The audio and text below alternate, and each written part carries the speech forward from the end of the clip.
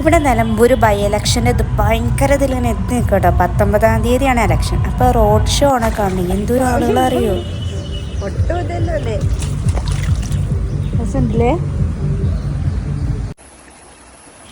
Hey guys, ഇന്ന് ഞങ്ങൾ ഞങ്ങളുടെ അമ്മ വീട്ടിലുണ്ടോ.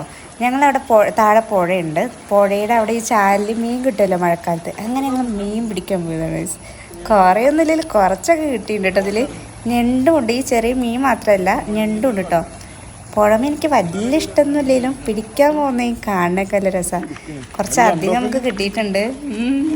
പിടയ്ക്കണ കാണുമ്പോൾ തന്നെ എന്താ പോലെ ഒരു വഴുവഴുപ്പാണിതിന്.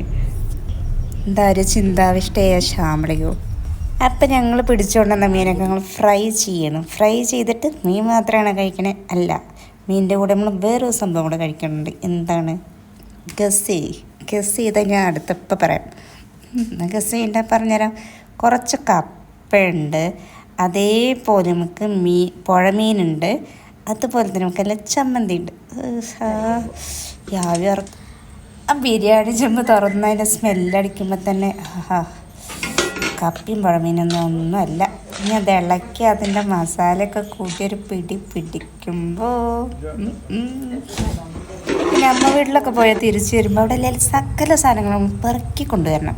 അപ്പം ഞങ്ങൾക്കൊന്ന് പെറുക്കാൻ കിട്ടിയ അവിടുത്തെ കുറച്ച് നാരങ്ങയാണ് കേസ്. മരത്തിലെല്ലാം നാരങ്ങ പറിച്ച് ഞങ്ങൾ ഇങ്ങോട്ട് വണ്ടി വിട്ടു. വലിയ നാരങ്ങ കേട്ടോ, ചെറുതൊന്നുമല്ല. ചിരിച്ച് ചിരിച്ച് കളിച്ച് കുളിച്ച് നനഞ്ഞു നിൽക്കണ നേരം ലൈഫ്